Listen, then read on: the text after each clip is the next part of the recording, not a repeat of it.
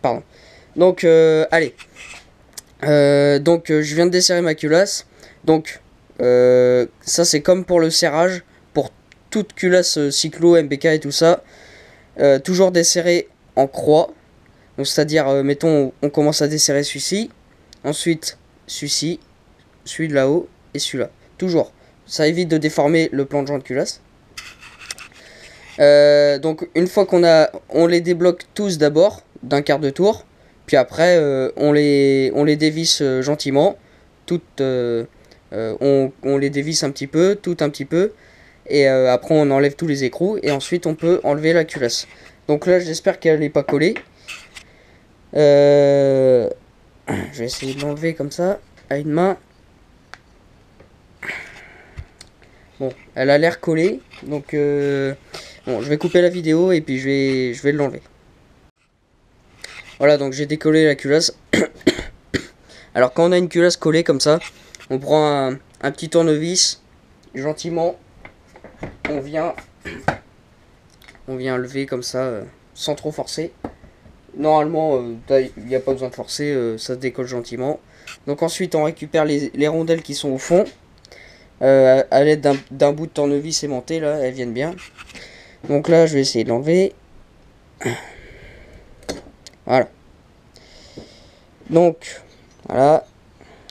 La chambre de combustion. Bien calaminée. Enfin, surtout au niveau du décompresseur. Donc, ensuite, on a notre joint de culasse. Donc, apparemment, ah si. Petite fuite ici, quand même. Ici. Voilà. Donc, alors les fuites, ça peut venir. Donc mes plans de joint, j'avais vérifié, ils sont bons. Donc ça peut venir avec le temps, le joint s'use. Donc là, bon, c'est pas méchant, mais vous voyez, ça grappille quand même jusqu'à l'extérieur. Donc oui, avec le temps, bon, même les plans de joint, avec le temps, se déforment. Hein. Quand le moteur chauffe et tout ça, ça se déforme quand même.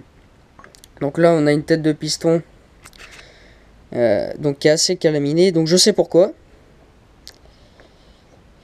Je sais pourquoi, c'est parce que j'utilise une huile de basse qualité et d'ailleurs ça va changer parce que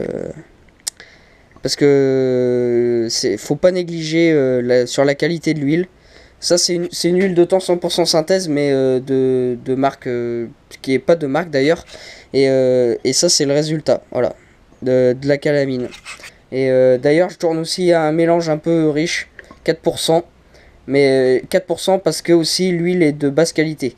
Donc c'est pour ça que je vais maintenant, dorénavant, je vais acheter de l'huile de bonne qualité et tourner à 3%. Voilà.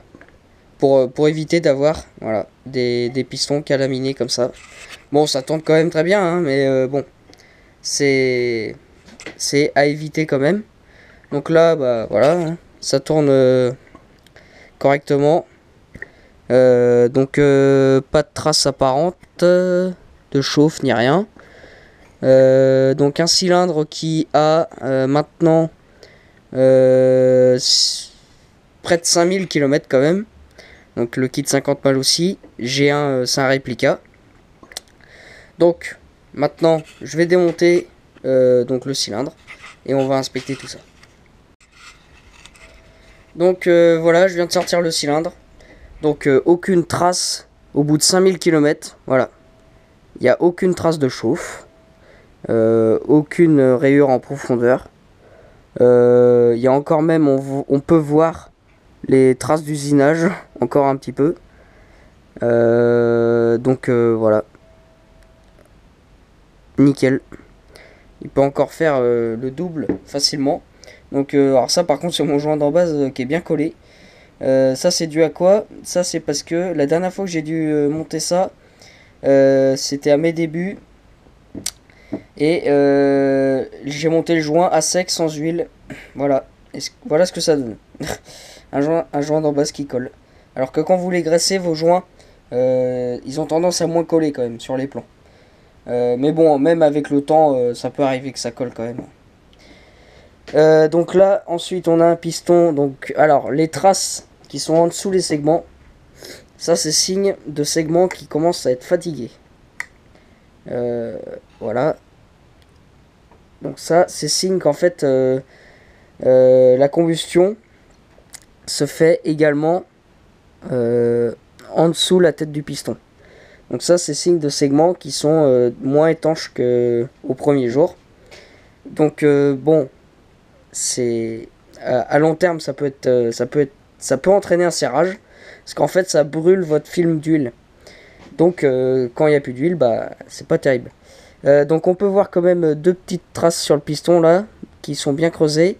Donc ça veut dire c'est deux petites merdes qui ont dû passer. Donc bon, c'est pas méchant, mais bon, ça gratte bien quand même. Autrement, globalement, au bout de 5000 km, c'est une petite merde qui a dû passer là. Mais autrement, rien de méchant quoi. Il n'y a pas de traces de chauffe ni rien, à part en dessous, mais c'est pas des traces de chauffe, ça c'est signe de segments usés. Voilà. Donc à long terme, ça peut quand même entraîner un serrage. Mais vraiment au bout de beaucoup de kilomètres. Hein. Donc c'est pour ça que l'importance de remplacer sa segmentation de temps en temps quand même. Parce que c'est important. En fait, quand on dit un segment est usé, ça veut dire que son jeu à la coupe, il est trop élevé. Donc du coup, il épouse moins bien toutes les parois du cylindre, en fait. Voilà. Donc, mais bon, globalement, au bout de 5000 km, c'est quand même pas trop mal. Hein. Surtout qu'il a bien tourné. Moi, quand je roulais avec, c'était poigné dans l'angle. Hein. Donc, voilà. Donc ensuite, on peut admirer quand même les carters Polini, là. Donc, qui n'ont pas bougé. Hein. De toute façon, des carters, c'est rare que ça s'use. Donc, ils sont encore tout neufs. Donc, c'est quand même bien fini. Hein. Et ils me conviennent très bien. Donc l'embase du cylindre, voilà. Pardon, hein, si ma voix est là en ce moment, je suis malade d'or, hein, c'est assez chiant, même pour moi. Donc oui, même le cylindre, voilà. Donc on peut admirer aussi la belle sortie à barrette, échappement à barrette. Et autrement, 6 transferts d'admission, voilà. Et échappement à barrette. Sympathique, voilà. Donc oui, comme j'ai dit, c'est un truc qui peut encore tourner bien longtemps. Il peut au moins faire le double, mais peut-être refaire quand même une segmentation. Hein. Donc voilà, donc je vais démonter le piston, sortir l'axe, la cage à aiguille, je vais la mettre tout de suite à poubelle, parce que ça c'est des trucs faut jamais garder. C'est le genre de choses quand vous changez un cylindre, la cage à aiguille direct. Ça coûte pas très cher. Et ça serait con de remettre une vieille cage à aiguille sur un cylindre surtout sur un cylindre qui tourne fort. Sur un moteur d'origine, bon, ça peut le faire encore. Mais sur un cylindre qui va bien tourner, faut changer la cage à aiguille direct. Hein. Faut pas se faire chier, ça coûte pas cher. Et imaginez, vous la changez pas, vous faites 200 bornes, la cage à aiguille est pète, bah vous avez l'air malin, votre cylindre il est mort. Et pour une cage à aiguille qui coûte 3 €, ça fout un peu les boules quoi. Hein. Après vous faites comme vous voulez, mais moi je change direct. Je les mets direct à la poubelle, comme ça je m'emmerde pas à les garder. Voilà, à la poubelle, et puis on repart sur du neuf direct. Donc on peut regarder aussi, voilà, la bride. Alors ça, bon, c'est un peu fait à l'arrache, hein. Je vous l'accorde. Ça c'était à mes débuts. Hein. Il y a 3 ans, je commençais, j'avais pas de matos ni rien, j'avais fait ça un peu à l'arrache. Mais bon, voilà. Donc, pour ceux qui, voilà, j'en ai parlé hein, dans des vieilles vidéos. Donc voilà la bride en question. Et si je l'enlève, par contre, là, il tourne très très fort ce cylindre. Même avec un petit carbu de 15, franchement, vous serez pas déçus. Un petit carbu de 19, une petite cale d'embase. Rehausser un petit peu ou travailler l'échappement à la limite. histoire de rehausser à 185 degrés au niveau de l'échappe. Un petit carbu de 17,5 ou de 19 et là c'est une fusée, hein. Déjà en carbu de 15, moi j'étais content. Donc si, ça c'est vraiment un cylindre bonne qualité de fabrication, très solide dans le temps, parce que c'est un bisegment, et qui a de très très belles performances, hein. Ça c'est sûr. Voilà, donc je vais arrêter là, enlever mon piston, et puis après je vais passer au démontage du bas moteur. Donc vous voyez là, ça c'est mon Vilebrequin qui a 20 000 bornes, donc Vilebrequin d'origine. Donc il en a vu, hein, mais j'ai pas encore vérifié le jeu au niveau de la bielle, mais bon, apparemment ça a l'air pas trop mal quand même. Il pourrait encore tourner, mais comme j'ai dit, je préfère repartir sur un Vilebrequin neuf et celui-là le laisser de côté. Voilà, pas tenter le risque. Surtout que j'en ai un tout neuf, donc autant se faire plaisir. Voilà, bon allez, à tout de suite. Ah oui, aussi tout à l'heure j'ai oublié, au niveau de l'embrayage. J'ai fait une petite erreur. Enfin non, j'ai oublié quelque chose. Donc ça on peut le changer. La petite rondelle étoile, le disque, mais aussi les mâchoires ici, hein, sur le côté elles s'usent. Donc ça se change également. Au fil du temps, vous voyez, même les miennes elles sont pas terribles. Donc ça se change. Voilà, c'est les trois choses principales qui peuvent causer un embrayage qui fonctionne mal, quoi. C'est juste un petit point que j'avais oublié de rajouter. Donc d'ailleurs aussi la vidéo pour l'instant je pense que je vais m'arrêter là. Je vais la faire en plusieurs parties parce que ça va faire long pour vous là déjà, elle doit bien faire une demi-heure.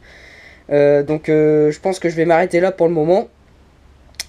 Et reprendre partie 2, démontage bas moteur, etc.